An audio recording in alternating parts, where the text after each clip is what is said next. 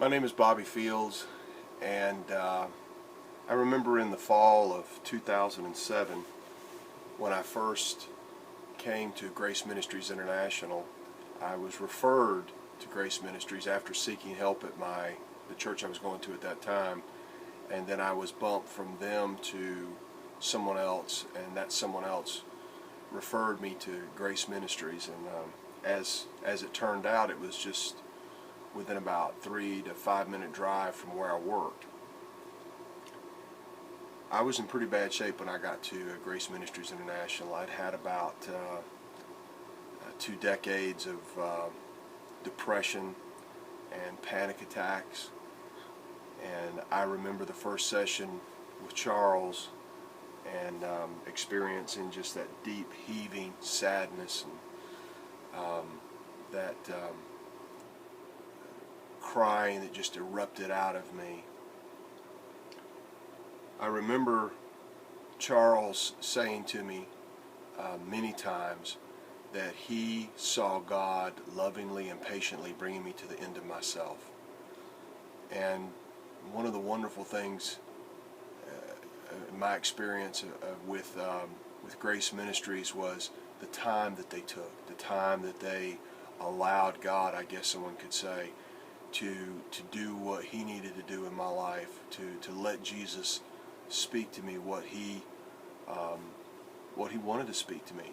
I think that was one of the biggest things that I got out of GMI, was that they really taught me how to listen.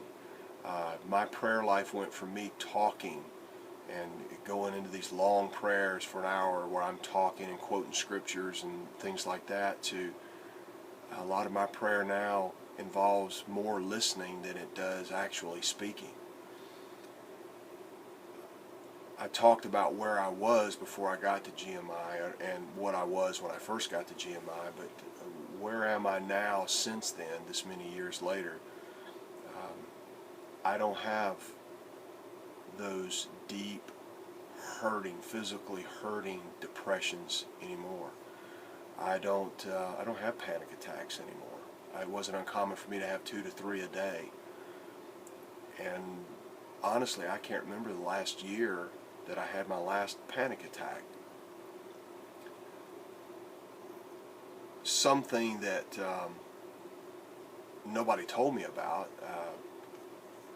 something that I experienced within probably 6 months of being at Grace Ministries, was just parts of myself that began to come alive.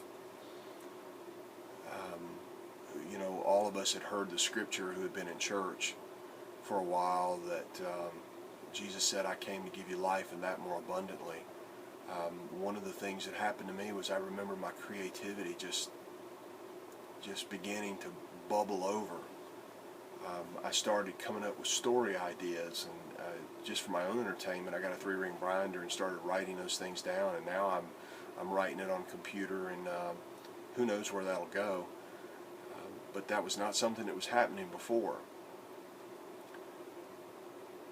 I can remember thinking to myself before GMI that I wasn't hooked on pornography, I wasn't gambling or doing drugs or drinking or cheating on my wife.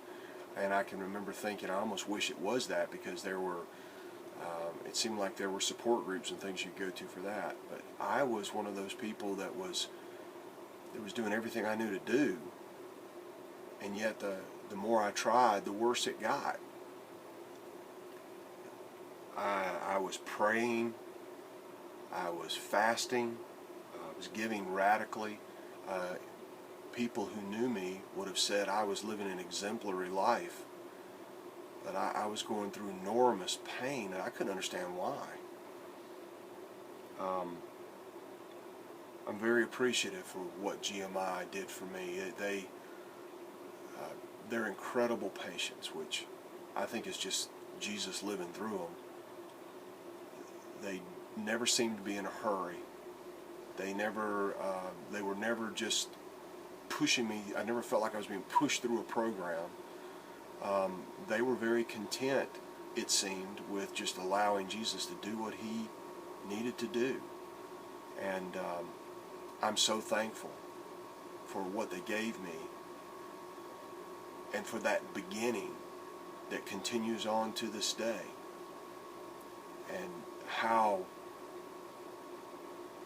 Christ and what he did for all of us, it just fills up my universe.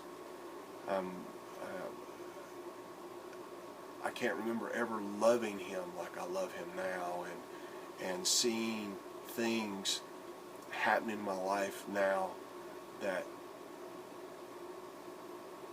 just seem to flow out of my life. They just seem to happen automatically. And that's a short testimony of what I experienced at Grace Ministries International.